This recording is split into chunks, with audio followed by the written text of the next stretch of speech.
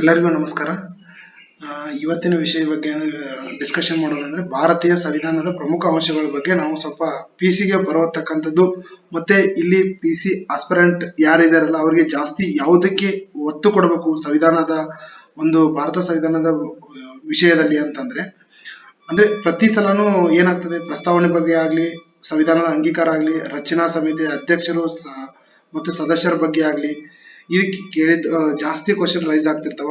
So ಅದಕ್ಕಾಗಿ ನಾವು ಇವತ್ತು ಮೇನ್ ಇಂಪಾರ್ಟೆನ್ಸ್ ಏನೇನಿದೆ ಅನ್ನೋ ನೋಡ್ಕೊಂಡು ಹೋಗೋಣ. ಏನಂದ್ರೆ ಭಾರತೀಯ ಸಂವಿಧಾನ ವಿಶ್ವದ ಅತಿ ದೊಡ್ಡ ಲಿಖಿತ ಸಂವಿಧಾನ ಇದು. ಆಮೇಲೆ ಭಾರತೀಯ ಸಂವಿಧಾನ ಇನ್ನೊಂದು ರಚನಾ ಸಮಿತಿಯ ಅಧ್ಯಕ್ಷರು, ಆಮೇಲೆ ನೆಕ್ಸ್ಟ್ ಏನಂದ್ರೆ ಅಂಗೀಕಾರದ ದಿನ, ನೆಕ್ಸ್ಟ್ ಜಾರಿಗೆ ಬಂದ ದಿನ. ಇವು ಮೇನ್ ಇಂಪಾರ್ಟೆಂಟ್ ನೋಡ್ರಿ. ಸಂವಿಧಾನ ಅಂಗೀಕಾರ ದಿನ ನವೆಂಬರ್ 26, 1949. ಅದು ಸಂವಿಧಾನ ಜಾರಿಗೆ ಬಂದ ದಿನ ಜನವರಿ 26, 1950. ನಾವು ಬಹಳ ಕನ್ಫ್ಯೂಸ್ ಇಡ್ಸ್ಕೊತೀವಿ. ಯಾಕಂದ್ರೆ ಒಂದ್ಸಲ ಸಂವಿಧಾನ ಅಂಗೀಕಾರದ ದಿನ ಇಯರ್ ಕೇಳ್ಬೋದು, ಅಥವಾ ಜಾರಿಗೆ ಬಂದ ದಿನಾನು ಕೇಳ್ತಾನ ಒಂದೊಂದ್ಸಲ. ಸೊ ಅಲ್ಲಿ ನಾವು ಕನ್ಫ್ಯೂಸ್ ಆಗ್ತೀವಿ, ಅದನ್ನ ನಾವು ಕ್ಲಿಯರ್ ಮಾಡ್ಕೋಬೇಕು. ಆಮೇಲೆ ರಚನಾ ಸಮಿತಿಯ ಅಧ್ಯಕ್ಷರು, ಸದಸ್ಯರು ಅವರುಗಳ ಬಗ್ಗೆ ಕೇಳ್ತಾರ. ನೆಕ್ಸ್ಟ್ ಆಮೇಲೆ ಇನ್ನೊಂದು ಮೇನ್ ಇಂಪಾರ್ಟೆಂಟ್ ನೋಡ್ರಿ, ಇಲ್ಲಿ ಪ್ರಸ್ತಾವನೆಯ ಪದಗಳು ಅಂತದಾವಲ್ಲ, ಈ ಪ್ರಸ್ತಾವನೆ ಪದಗಳ ಬಗ್ಗೆ ಜಾಸ್ತಿ ಕ್ವಶನ್ ಬರ್ತಾವ ನೋಡ್ರಿ. ಪ್ರಸ್ತಾವನೆ ಪದಗಳು ಯಾವ್ದ? ಸಾರ್ವಭೌಮ, ಸಮಾಜವಾದಿ, ಜಾತ್ಯತೀತ, ಪ್ರಜಾಸತ್ತಾತ್ಮಕ, ಆಮೇಲೆ ಗಣರಾಜ್ಯ. ಏನ್ ಮಾಡ್ತಾರೆ ಅಂದ್ರೆ ಕ್ವಶನ್, ಭಾರತ ಸಂವಿಧಾನದಲ್ಲಿ ಪ್ರಸ್ತಾವನೆಯಲ್ಲಿ ಈ ಪದವನ್ನು ಸೇರಿಸಲಾಗಿದೆ ಅಂತ ಆಪ್ಷನ್ ಕೊಡ್ತಾನ. ಅವಾಗ ನಾವ್ ಏನ್ ಮಾಡ್ತೀವಿ, ಸ್ವಲ್ಪ ಕನ್ಫ್ಯೂಸ್ ಆಗ್ಬಿಡ್ತೀವಿ, ಯಾವ ಪದ ಏನು ಅಂತ ಗೊತ್ತಾಗಕ್ಕಾಗಲ್ಲ.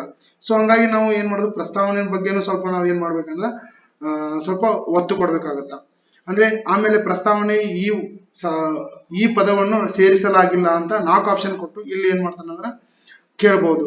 ಅದಕ್ಕೆ ನಾವು ಅದನ್ನ ಫೋಕಸ್ ಮಾಡ್ಬೇಕು. ನೆಕ್ಸ್ಟ್ ಏನಂದ್ರೆ ಮೂಲಭೂತ ಹಕ್ಕುಗಳು ನೋಡ್ರಿ. ಪ್ರತಿ ಸಲನೂ ಕ್ವಶನ್ಸ್ ಮೂಲಭೂತ ಹಕ್ಕುಗಳ ಬಗ್ಗೆ, ಫಂಡಮೆಂಟಲ್ ರೈಟ್ಸ್ ಬಗ್ಗೆ ಬಂದೇ ಬರ್ತಾವ. ಆರ್ಟಿಕಲ್ 12ರಿಂದ 35 ಅದು ಏನಂತಂದ್ರೆ ಸಮಾನತೆ ಹಕ್ಕು, ಸ್ವಾತಂತ್ರ್ಯದ ಹಕ್ಕು, ಶೋಷಣೆ ವಿರುದ್ಧ ಹಕ್ಕು, ಆಮೇಲೆ ನೆಕ್ಸ್ಟ್ ಧಾರ್ಮಿಕ ಸ್ವಾತಂತ್ರ್ಯ ಹಕ್ಕು, ಆಮೇಲೆ ಸಾಂಸ್ಕೃತಿಕ ಮತ್ತು ಶೈಕ್ಷಣಿಕ ಹಕ್ಕು, ಸಂವಿಧಾನಾತ್ಮಕ ಪರಿಹಾರ ಹಕ್ಕು. ನೋಡ್ರಿ, ಒನ್ ಟೈಮು ಆರ್ಟಿಕಲ್ ಕೇಳ್ತಾನ, ಒನ್ ಟೈಮ್ ನೆಕ್ಸ್ಟ್ ಹಕ್ಕುಗಳ ಬಗ್ಗೆ ಕೇಳ್ತಾನ. ಅದಕ್ಕೆ ನಾವು ಏನ್ ಮಾಡ್ಬೇಕಂದ್ರೆ ಸಮಾನತೆ ಹಕ್ಕು ಒಳಗೆ 14ರಿಂದ 18 ಏನ್ ಇರ್ತಾವಲ್ಲ ಅದನ್ನ ನಾವು ಎಕ್ಸ್ಪ್ಲೇನ್ ಮಾಡ್ಕೊತ ಹೋಗೋಣ. ನಾನು ಇವತ್ತೇನ್ ಮಾಡ್ತೀನಿ, ಬೇಸಿಕಲಿ ಯಾವ್ದು ವಿಷಯಗಳನ್ನ ಫೋಕಸ್ ಮಾಡ್ಬೇಕು ಅನ್ನೋದು ಮಾತ್ರ ಹೇಳ್ತೀನಿ. ಆಮೇಲೆ ನೆಕ್ಸ್ಟ್ ಏನ್ ಮಾಡೋದು, ಪ್ರತಿಯೊಂದನ್ನು ನಾನು ಮೂಲಭೂತ ಹಕ್ಕುಗಳ ಬಗ್ಗೆ ಆಗ್ಲಿ ಅದರಲ್ಲಿ ಕ್ವಶನ್ ಬರ್ತಕ್ಕಂಥ ನಾನು ಡಿಸ್ಕಷನ್ ಮಾಡ್ಕೊತಾ ಹೋಗ್ತೀನಿ ಮುಂದಿನ ವಿಡಿಯೋಗಳಲ್ಲೆಲ್ಲ. ಇವಾಗ ನಾವೇನ್ ಮಾಡೋದು, ಪ್ರತಿ ಸಲ ಯಾವ್ದಕ್ಕೆ ಎಕ್ಸಾಮ್ ಅಲ್ಲಿ ಅತಿ ಹೆಚ್ಚು ಕ್ವಶನ್ಗಳು ರೈಸ್ ಆಗಿದೆ ಅನ್ನೋ ಕಾನ್ಸೆಪ್ಟ್ ಮೇಲೆ ನಾನು ಏನ್ ಮಾಡಿದ್ದೀನಿ ಅಂದ್ರೆ ಈ ವಿಡಿಯೋನ ಮಾಡ್ತಾ ಇದ್ದೀನಿ. ಇನ್ನು ನೆಕ್ಸ್ಟ್ ಯಾವ್ದಂದ್ರೆ ರಾಜ್ಯ ನಿರ್ದೇಶಕ ತತ್ವಗಳು ನೋಡ್ರಿ. ಅನುಚ್ಛೇದ ಎಷ್ಟು ಬರುತ್ತೆ, 36ರಿಂದ 50, ಆರ್ಟಿಕಲ್ 36ರಿಂದ 51ರವರೆಗೆ ರಾಜ್ಯ ನಿರ್ದೇಶಕ ತತ್ವಗಳನ್ನ ನಾವು ನೋಡ್ತೀವಿ. ಇದನ್ನ ಎಲ್ಲಿಂದ ಪಡೆದಿರೋದು ಅಂತಂದ್ರೆ ಐರ್ಲೆಂಡ್ ಸಂವಿಧಾನದಿಂದ ಪಡೆದಿರೋದು. ಇದನ್ನ ಉದ್ದೇಶ ಏನಂತಂದ್ರೆ ಕಲ್ಯಾಣ ರಾಜ್ಯ ನಿರ್ಮಾಣಕ್ಕಾಗಿ ನಾವೇನ್ ಮಾಡ್ತೀವಿ ಅಂದ್ರೆ ಇದನ್ನ DPSP ಅಂತ ನಾವ್ ಏನ್ ಮಾಡ್ತೀವಿ ತಗೊಂಡ್ಬರ್ತೀವಿ. ನೆಕ್ಸ್ಟ್ ಐರ್ಲೆಂಡ್ ಸಂವಿಧಾನದಿಂದ ಇಂಪಾರ್ಟೆಂಟ್ ಎಲ್ಲಾ ಪ್ರತಿಯೊಂದನ್ನು ನಾವು ಯಾವ ದೇಶದಿಂದ ತಗೊಂಡ್ ಬಂದಿರೋದು, ಯಾವ ಉದ್ದೇಶದಿಂದ ತಗೊಂಡ್ ಬರೋದು ಕೇಳ್ತಾನ. ಇವಾಗ ಕ್ವಶನ್ ಪೇಪರ್ ಸ್ವಲ್ಪ ಏನಾಗುತ್ತೆ, ಚೇಂಜಸ್ ಅಲ್ಲಿ ಬರ್ತಾ ಇದೆ. ಹೇಳಿಕೆಯಲ್ಲಿ ಕೇಳ್ಬೋದು, ಅಕಸ್ಮಾತ್ ಆಪ್ಷನ್ ಕೊಟ್ಟು ಇದು ಯಾವುದು ಅಲ್ಲ ಅಂತ ಕೊಡ್ಬೋದು, ಇದು ಅಂತ ಕೊಡ್ಬೋದು. ಫಂಡಮೆಂಟಲ್ ರೈಟ್ಸ್ ನೋಡ್ರಿ, ನ್ಯಾಯಾಲಯದಲ್ಲಿ ನಾವು ಜಾರಿಗೆಗೊಳಿಸಬಹುದು. ರಾಜ್ಯ ನಿರ್ದೇಶಿತ ಅಥವಾ ನ್ಯಾಯಾಲಯದಲ್ಲಿ ಜಾರಿಗೆಗೊಳಿಸಲಾಗುವುದಿಲ್ಲ. ಓಕೆ, ಇದರ ಬಗ್ಗೆ ಯಾಕೆ ಏನು ಅಂತ ನಾನು ಏನ್ ಮಾಡ್ತೀನಿ ಮುಂದಿನ ವಿಡಿಯೋದಲ್ಲಿ ನಿಮ್ಗೆ ಎಕ್ಸ್ಪ್ಲೇನ್ ಮಾಡ್ತೀನಿ. ಇನ್ನು ಮೂಲಭೂತ ಕರ್ತವ್ಯಗಳು ನೋಡ್ರಿ. ಮೂಲಭೂತ ಕರ್ತವ್ಯವನ್ನ ಏನ್ ಮಾಡ್ತಾರಂದ್ರೆ 1976 42ನೇ ತಿದ್ದುಪಡಿ ಮೂಲಕ ಏನ್ ಮಾಡ್ತಾರಂದ್ರೆ ಸಂವಿಧಾನ ಸೇರಿಸ್ತಾರ. ಟೋಟಲ್ ಎಷ್ಟು 11 ಮೂಲಭೂತ ಕರ್ತವ್ಯಗಳ ಬಗ್ಗೆ ನಮ್ಗೆ ಏನ್ ಮಾಡ್ತಾರಂದ್ರೆ ಸಂವಿಧಾನದಲ್ಲಿ ಹೇಳ್ತಾರ. ಹೌದಾ? ಇನ್ನು ಮೂಲಭೂತ ಕರ್ತವ್ಯ ಕಲ್ಪನೆಯನ್ನ ಎಲ್ಲಿ ತಗೋತಾರ, ರಷ್ಯಾ ಸೋವಿಯತ್ ಒಕ್ಕೂಟದಿಂದ ಏನ್ ಮಾಡ್ತಾರಂದ್ರೆ ಎರವಲನ್ನು ಪಡಿತಾರ. ಮೂಲಭೂತ ಕರ್ತವ್ಯಗಳು ಇವು ಎಲ್ಲಿಂದ ಎರವಲು ಪಡೆದ್ರು, ಹೌದಾ, ಮತ್ತೆ ಯಾವ ದೇಶದಿಂದ ತೆಗೆದುಕೊಂಡ್ರು, ಇವು ಇಂಪಾರ್ಟೆಂಟ್ ಯಾವ ಇಯರ್ ಅಲ್ಲಿ. ನೆಕ್ಸ್ಟ್ ರಾಷ್ಟ್ರಪತಿ ನೋಡ್ರಿ. ರಾಷ್ಟ್ರಪತಿ ವಿಧಿ ಏನ್ ಹೇಳುತ್ತಂದ್ರ 52ರಿಂದ 62 ವಿಧಿ ತಕ ಹೇಳುತ್ತ. ಏನಂದ್ರ ಭಾರತದ ಸಂವಿಧಾನಾತ್ಮಕ ಮುಖ್ಯಸ್ಥನು, ಇವರ ಅವಧಿ ಎಷ್ಟಿರ್ತದೆ, 5 ವರ್ಷ. ಇನ್ನೊಂದು ಏನ್ ಹೇಳ್ಬೇಕಂತಂದ್ರ ಈ ಭಾರತದ ರಾಷ್ಟ್ರಪತಿ, ಪ್ರಧಾನಮಂತ್ರಿ, ಉಪರಾಷ್ಟ್ರಪತಿ ಮತ್ತು ಮುಖ್ಯಮಂತ್ರಿ ಇವು ಸಚಿವರ ಸ್ಥಾನಗಳು ಇವ ವರ್ಷ ಮತ್ತು ಯಾರ ಪ್ರಮಾಣ ವಚನ ಸ್ವೀಕಾರ ಮಾಡ್ತಾರ, ರಾಜೀನಾಮೆ ಯಾರಿಗೆ ಕೊಡ್ತಾರ, ಆಮೇಲೆ ನೆಕ್ಸ್ಟ್ ಎಷ್ಟು ವರ್ಷ ಆಡಳಿತ ಇರ್ತೈತಿ, ಇವರು ಯಾವುದಕ್ಕೆ ಮುಖ್ಯಸ್ಥರು ಎಂಬುದನ್ನು ಏನ್ ಮಾಡ್ತಾರ, ಇವನ್ನೆಲ್ಲ ನಾವ್ ಏನ್ ಮಾಡ್ಬೇಕಾಗತ್ತ, ಫೋಕಸ್ ಮಾಡ್ಬೇಕಾಗತ್ತ. ಹೌದಾ, ರಾಷ್ಟ್ರಪತಿ ಆಗ್ಲಿ, ಪ್ರಧಾನಮಂತ್ರಿ ಆಗ್ಲಿ, ಉಪರಾಷ್ಟ್ರಪತಿ ಆಗ್ಲಿ, ಮುಖ್ಯಮಂತ್ರಿ ಆಗ್ಲಿ, ಉಪಮುಖ್ಯಮಂತ್ರಿ ಆಗ್ಲಿ, ಇವನ್ನೆಲ್ಲ ನಾವ್ ಏನ್ ಮಾಡ್ಬೇಕು, ಇದ್ರ ಬಗ್ಗೆ ಯಾವುದ್ರ ಬಗ್ಗೆ ವಿಧಿಗಳು ಹೇಳ್ತಾವ ಅನ್ನೋದನ್ನ ನಾವು ಏನನ್ನ ಫೋಕಸ್ ಮಾಡ್ಬೇಕು. ಇನ್ನೊಂದು, ಮೊದಲ ರಾಷ್ಟ್ರಪತಿ ರಾಜೇಂದ್ರ ಪ್ರಸಾದ.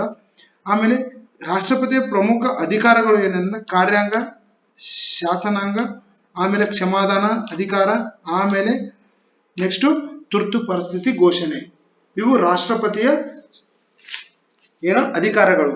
ನಾಳೆ ಏನ್ ಕೇಳ್ಬೋದು, ನಾಳೆ ಕ್ವಶನ್ ರೈಸ್ ಆಗ್ಬೋದು, ಯಾವುದೇ ಒಂದು ಪರೀಕ್ಷೆಯಲ್ಲಿ ಆಗ್ಲಿ, PC ಕ್ವಶನ್ ಅಲ್ಲಿ ಆಗ್ಲಿ, ಏನ್ ಮಾಡೋದು, ರಾಷ್ಟ್ರಪತಿಯ ಪ್ರಮುಖ ಅಧಿಕಾರಗಳು ಇದು ಯಾವುದು ಅಲ್ಲ ಅಂತ ಕೊಡ್ಬೋದು, ಅದು ಇದು ಇದೆ ಅಂತ ಕೊಡ್ಬೋದು. ಆಮೇಲೆ ಹೇಳಿಕೆಯಲ್ಲಿ ಕೇಳ್ಬೋದು, ಹೇಳಿಕೆ ಕೊಟ್ಟು ಆಮೇಲೆ 1-2 ಸರಿ ಅಥವಾ 1-3 ಸರಿ ಹಿಂಗ್ ಕೊಡ್ಬೋದು, ಇಲ್ಲ ಯಾವುದು ಸರಿ ಅಲ್ಲ ಅಂತ ಕೊಡ್ಬೋದು. ಸೊ ಇವಾಗ ಕ್ವಶನ್ ಪೇಪರ್ ಅಲ್ಲಿ ಟ್ರೆಂಡ್ ಆಗಿರೋದು ಅದೇ. ಸೊ ಹಂಗಾಗಿ ನಾವು ರಾಷ್ಟ್ರಪತಿಗಳ ಬಗ್ಗೆ ಆಗ್ಲಿ, ಉಪರಾಷ್ಟ್ರಪತಿಗಳಾಗ್ಲಿ, ಅದನ್ನ ನಾವ್ ಏನ್ ಮಾಡಬೇಕು, ಅಧಿಕಾರಗಳ ಬಗ್ಗೆ ಆಗ್ಲಿ, ಅವರ ಅವಧಿಗಳ ಬಗ್ಗೆ ಆಗ್ಲಿ ನಾವು ತಿಳ್ಕೊಬೇಕು. ಇನ್ನು ನೆಕ್ಸ್ಟ್ ಉಪರಾಷ್ಟ್ರಪತಿ ನೋಡ್ರಿ. ಉಪರಾಷ್ಟ್ರಪತಿ ವಿಧಿ ಎಷ್ಟು ಹೇಳುತ್ತಾ ಅಂದ್ರೆ 63ನೇ ವಿಧಿ ಹೇಳುತ್ತಾ.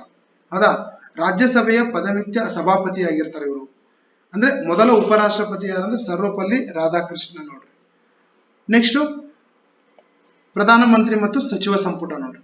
ಪ್ರಧಾನಮಂತ್ರಿ ಸಚಿವ ಸಂಪುಟ ಅಂದ್ರೆ ಅನುಚ್ಛೇದ ಎಷ್ಟು, ವಿಧಿ 74ರಿಂದ 75 ವಿಧಿಗಳು ಹೇಳ್ತವೆ. ಸರ್ಕಾರದ ನಿಜವಾದ ಕಾರ್ಯನಿರ್ವಾಹಕ ಮುಖ್ಯಸ್ಥ ಪ್ರಧಾನಮಂತ್ರಿ ಆಗಿರ್ತಾನ. ಆಮೇಲೆ ಸಚಿವ ಸಂಪುಟವು ಲೋಕಸಭೆಗೆ ಸಾಮೂಹಿಕವಾಗಿ ಜವಾಬ್ದಾರಿಯಾಗಿದೆ. ನೋಡ್ರಿ, ಇವು ಬಹಳ ಸ್ವಲ್ಪ ಇಂಪಾರ್ಟೆಂಟ್ ಆಗುತ್ತೆ. ಯಾಕಂದ್ರೆ ಪ್ರಧಾನಮಂತ್ರಿ ಬಗ್ಗೆ ಕೇಳಿದಾಗ ನಾವು ಸ್ವಲ್ಪ ಎಲ್ಲಾನು ಕ್ಲಿಯರ್ ಆಗಿ ಕೇಳ್ಕೋಬೇಕು. ಪ್ರಧಾನಮಂತ್ರಿ ವಿಧಿ ಎಷ್ಟು ಬಂದ್ರೆ 74ರಿಂದ 75 ನಾವು ಏನು ಅವರು ಪ್ರಧಾನಮಂತ್ರಿ ಕೆಲಸ ಆಗ್ಲಿ, ಪ್ರಮಾಣ ವಚನ ಆಗ್ಲಿ, ಅವರ ಅವಧಿ ಆಗ್ಲಿ, ಆಡಳಿತದ ಅವಧಿ ಆಗ್ಲಿ, ಇವನ್ನ ನಾವೇನ್ ಮಾಡ್ಬೇಕಂದ್ರೆ ಕೇಳ್ಕೋಬೇಕು. ಅಂದ್ರೆ ಇದ್ರ ಬಗ್ಗೆ ನಾವು ತಿಳ್ಕೋಬೇಕು. ಇನ್ನು ಮೊದಲ ಪ್ರಧಾನಮಂತ್ರಿ ಯಾರು, ಜವಾಹರ್ಲಾಲ್ ನೆಹರು. ಇನ್ನು ಸಂಸತ್ತು ಬಗ್ಗೆ ನೋಡಕ್ ಬಂದ್ರೆ ಇದರ ವಿಧಿ ಎಷ್ಟು, 79. ಸಂಸತ್ತಿನ ಅಂಗಗಳು ಬಂದ್ರೆ ನಾವು ಅಂಗಗಳು ಅಂತಂದ್ರೆ ರಾಷ್ಟ್ರಪತಿ, ಆಮೇಲೆ ಲೋಕಸಭೆ, ರಾಜ್ಯಸಭೆ, ಇವು ಸಂಸತ್ತಿನ ಅಂಗಗಳು. ನಾಳೆ ಸಂಸತ್ತಿನ ಅಂಗಗಳ ಬಗ್ಗೆ ಕೇಳುವ, ಸಂಸತ್ತಿನ ಅಂಗಗಳು ಎಷ್ಟಿದಾವ ಅಂತ ಕೇಳ್ಬೋದು. ಆಮೇಲೆ ನಾವು ಸಂಸತ್ತಿನ ಅಂಗಗಳಲ್ಲಿ ಇದು ಯಾವುದು ಅಲ್ಲ ಅಂತ ಕೇಳ್ಬೋದು. ಸೊ ಹಂಗಾಗಿ ನಾವ್ ಏನ್ ಮಾಡ್ಬೇಕು, ಸಂಸತ್ತಿನ ಬಗ್ಗೆ ಆಗ್ಲಿ, ಅದರ ವಿಧಿಗಳಾಗ್ಲಿ, ಅಲ್ಲಿ ಬರ್ತಕ್ಕಂಥ ವ್ಯಕ್ತಿಗಳ ಬಗ್ಗೆ ಆಗ್ಲಿ ನಾವ್ ಏನ್ ಮಾಡ್ಬೇಕಂದ್ರೆ ನೋಡ್ಕೋಬೇಕಾಗತ್ತ. ಹಣಕಾಸು ಮಸೂದೆಯ ಮೊದಲ ಲೋಕಸಭೆಯಲ್ಲಿ ಮಾತ್ರ ಮಂಡನೆ. ಹೌದಾ, ಆಮೇಲೆ ರಾಜ್ಯಸಭೆ ಶಾಶ್ವತ ಒಂದು ಸದನ. ಇದ್ರ ಬಗ್ಗೆ ನಾನು ಮುಂದ್ಗಡೆ ಸಂಸತ್ತುಗಳ ಬಗ್ಗೆ ಆಗ್ಲಿ, ಅದರ ವಿಧಿಗಳ ಬಗ್ಗೆ ಆಗ್ಲಿ ನಾನು ಏನ್ ಮಾಡ್ತೀನಿ, ಮುಂದಿನ ವಿಡಿಯೋಗಳಲ್ಲಿ ಏನ್ ಮಾಡ್ತೀನಿ ಹೇಳ್ತಾ ಹೋಗ್ತೀನಿ. ಸೊ ಇವಾಗ ನೀವು ಏನ್ ಮಾಡ್ಬೇಕಂದ್ರೆ ಯಾವುದಕ್ಕೆ ಜಾಸ್ತಿ ಒತ್ತು ಕೊಡ್ಬೇಕು ಅನ್ನೋದನ್ನ ನಾನು ಗೈಡೆನ್ಸ್ ಮಾಡ್ತೀನಿ. ಹೌದಾ, ಇದಕ್ಕೆ ನೀವು ಒತ್ತು ಕೊಟ್ರೆ ಇಲ್ಲಿದು 100% ಮಾರ್ಕ್ಸ್ ಬಂದೇ ಬರುತ್ತೆ. ಸೊ ಅದನ್ನ ನೀವು ಒತ್ತು ಕೊಡ್ಬೇಕು. ಇನ್ನು ನ್ಯಾಯಾಂಗ ಬಗ್ಗೆ ಬಂತಂದ್ರೆ ಸುಪ್ರೀಂ ಕೋರ್ಟ್ ನೋಡ್ರಿ. ಹೌದಾ, ಸುಪ್ರೀಂ ಕೋರ್ಟ್ ಹಿಂಗೆ ರಾಜ್ಯಗಳಲ್ಲಿ ಹೈಕೋರ್ಟ್ ಹೆಂಗಿರೋ ಹಂಗೆ ಸುಪ್ರೀಂ ಕೋರ್ಟ್. ಇದು ನೋಡ್ರಿ ವಿಧಿ ಎಷ್ಟು ಹೇಳುತ್ತಾ, 124 ಹೇಳುತ್ತಾ ನೋಡ್ರಿ. ಭಾರತದ ಅತ್ಯುನ್ನತ ನ್ಯಾಯಾಲಯ. ಹೌದಾ, ಹೇಳ್ಬೋದು. ಸುಪ್ರೀಂ ಕೋರ್ಟ್ ಅನ್ನ ನಾವ್ ಏನಂತೀವಿ, ಭಾರತದ ಅತ್ಯುನ್ನತ ನ್ಯಾಯಾಲಯ ಅಂತ ಕರಿತೀವಿ. ಇದನ್ನ ಕರ್ನಾಟಕದ ರಕ್ಷಕ ಅಂತ ಕರಿಬಹುದು. ಹೌದಾ, ಆಮೇಲೆ ಪ್ರಮುಖ ಅಧಿಕಾರ ಏನಂದ್ರೆ ನ್ಯಾಯಾಂಗದ ಮರುಶೀಲನೆ. ಹೌದಾ, ಮರುಪರಿಶೀಲನೆ ಅಂತ ಕರೀತಾರೆ. ಆಮೇಲೆ ರಿಟ್ಗಳನ್ನು ಜಾರಿ ಹೊರಡಿಸೋದು. ಹೌದಾ, ಹಂಗಾದ್ರೆ ನಮ್ಮಲ್ಲಿ 5 ರಿಟ್ಗಳು ಬರ್ತಾವ. ಒಂದು ಹೆವಿಸ್ ಕಾರ್ಪಸ್, ಮ್ಯಾಂಡಬಸ್, ಆಮೇಲೆ ಸರ್ಸಿವರಸ್, ಪ್ರೊಬೇಷನರಿ, ಇನ್ನೊಂದು ಪ್ರೊಬಿಷನರಿ, ಆಮೇಲೆ ಕೋವಾರಂಟ್. ಇವು 5 ರಿಟ್ಗಳು ಬರ್ತಾವ. 5 ರಿಟ್ಗಳು ನಾವು ಯಾವುದಕ್ಕೆ ಅಂತ ಅದನ್ನ ಮುಂದ್ಗಡೆ ಕ್ಲಾಸ್ ಅಲ್ಲಿ ನಾನು ತಿಳಿಸ್ಕೊಡ್ತೀನಿ. ಇನ್ನು ನೆಕ್ಸ್ಟ್ ಕೇಂದ್ರ ಮತ್ತು ರಾಜ್ಯ ಸಂಬಂಧಗಳು. ಕೇಂದ್ರ ಮತ್ತು ರಾಜ್ಯ ಸಂಬಂಧಗಳು ನೋಡ್ರಿ, ಇದು 7ನೇ ಅನುಸೂಚಿ ಒಳಗೆ ಬರ್ತಾವ. ಇಲ್ಲಿ 3 ಪಟ್ಟಿಗಳನ್ನಾಗಿ ಮಾಡ್ತಾರ. ಕೇಂದ್ರ ಮತ್ತು ರಾಜ್ಯ ಸಂಬಂಧಗಳ ಪಟ್ಟಿಗಳನ್ನ 3 ಏನ್, ಒಂದು ಕೇಂದ್ರ ಪಟ್ಟಿ, ಒಂದು ರಾಜ್ಯ ಪಟ್ಟಿ, ಒಂದು ಸಮವರ್ತ ಪಟ್ಟಿ ಅಂತ ಮಾಡ್ತಾರೆ. ಇದು ಇಂಪಾರ್ಟೆಂಟ್. ಹೌದಾ, ಒಂದ್ಸಲ ಈ ಕೆಳಗಿನ ಯಾವುದು ಕೇಂದ್ರ ಪಟ್ಟಿಯಲ್ಲಿ ಬರುತ್ತದೆ, ಈ ಕೆಳಗಿನ ಯಾವುದು ರಾಜ್ಯ ಪಟ್ಟಿಯಲ್ಲಿ ಬರುತ್ತದೆ, ಇಂಥ ಕ್ವಶನ್ಸ್ ಬಹಳ ಸಲ ಆಗಿದಾವ. ಒಂದ್ಸಲ ಏನ್ ಮಾಡ್ತಾನ, ಈ ಕೆಳಗಿನ ಯಾವುದು ಸಮವರ್ತ ಪಟ್ಟಿಯಲ್ಲಿ ಬರುವುದಿಲ್ಲ ಅಂತ ಕೇಳ್ತಾನ. ಆಮೇಲೆ ಈ ಕೆಳಗಿನ ಯಾವುದು ರಾಜ್ಯ ಪಟ್ಟಿಯಲ್ಲಿ ಬರುವುದಿಲ್ಲ ಅಂತ ಕೇಳ್ತಾನ. ಇವು 3ದ್ರಾಗ ನಾವು ಏನ್ ಮಾಡ್ಬೇಕು, ತಿಳ್ಕೊಬೇಕು. ಅದೇ ಇನ್ನು ನೆಕ್ಸ್ಟ್ ತುರ್ತು ಪರಿಸ್ಥಿತಿಗಳು ನೋಡ್ರಿ, ಇಂಪಾರ್ಟೆಂಟ್. ತುರ್ತು ಪರಿಸ್ಥಿತಿಗಳು ಇಂಪಾರ್ಟೆಂಟ್.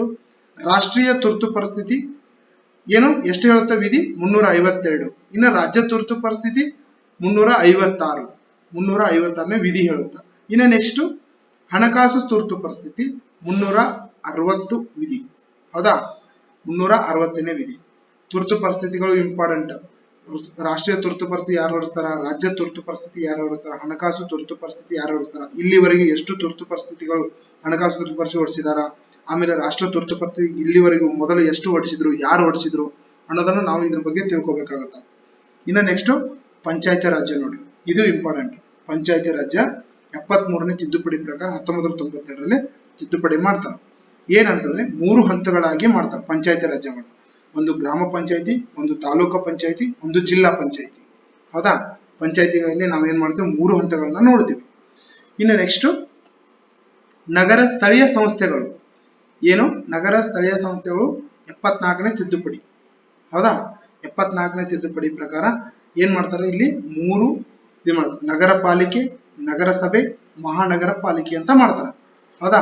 ಇವು ಯಾವ್ಯಾವ ಏರಿಯಾದಾಗ ಎಷ್ಟೆಷ್ಟು ನಗರ ಪಾಲಿಕೆ, ಎಷ್ಟು ಜನರು ಇದ್ದಾಗ ನಗರ ಪಾಲಿಕೆ ಮಾಡ್ತಾರ, ಎಷ್ಟು ಜನರು ನಗರಸಭೆ ಮಾಡ್ತಾರ, ಮಹಾನಗರ ಪಾಲಿಕೆ ಏನ್ ಮಾಡ್ತಾರ, ಅದ್ರದ ಮುಖ್ಯಸ್ಥರ ಯಾರಾಗಿರ್ತಾರ ಅನ್ನೋದನ್ನ ಮುಂದಿನ ನೀವು ಇದನ್ನ ಫೋಕಸ್ ಮಾಡಬೇಕು. ನಾನು ಮುಂದಿನ ವಿಡಿಯೋಗಳಲ್ಲಿ ಇದನ್ನ ಏನ್ ಮಾಡ್ತೀನಿ ಅಂದ್ರೆ ಎಕ್ಸ್ಪ್ಲನೇಷನ್ ಮಾಡ್ತೀನಿ. ಅಂದ್ರೆ ಈ ಪ್ರತಿ ಒಂದು ಸಬ್ಜೆಕ್ಟ್ ಅನ್ನ ಏನ್ ಹೇಳಿದಿನಲ್ಲ, ಇದರ ಮೇಲೆ ಯಾವ್ಯಾವ ಆಧಾರಿತವಾದ ಕ್ವಶನ್ಸ್ ಗಳನ್ನ ರೈಸ್ ಆಗಿದಾವ ಅನ್ನೋದನ್ನ ನಾನು ಮುಂದಿನ ಕ್ಲಾಸ್ ಅಲ್ಲಿ ಏನ್ ಮಾಡ್ತೀನಿ ಅಂದ್ರೆ ಮುಂದಿನ ವಿಡಿಯೋದಲ್ಲಿ ಏನ್ ಮಾಡ್ತೀನಿ ಅದನ್ನ ಕ್ವಶನ್ಸ್ ಅನ್ನ ಕೊಡ್ತೀನಿ. ಇನ್ನ ಪ್ರಮುಖ ಸಂವಿಧಾನದ ತಿದ್ದುಪಡಿಗಳು ನೋಡ್ರಿ. ತಿದ್ದುಪಡಿ ನೋಡ್ರಿ 42ನೇ ತಿದ್ದುಪಡಿಯನ್ನ ಮೂಲಭೂತ ಕರ್ತವ್ಯಗಳು ಮತ್ತ ಏನ್ ಮಾಡ್ತಾರ, ಇದು ಮಾಡ್ತಾರ, ಸಮಾಜವಾದಿ ಮತ್ತು ಜಾತ್ಯತೀತ ಪದಗಳನ್ನು ಅಳವಡಿಸ್ತಾರ. ಇನ್ನ ನೆಕ್ಸ್ಟ್ 44ನೇ ತಿದ್ದುಪಡಿ ಆಸ್ತಿ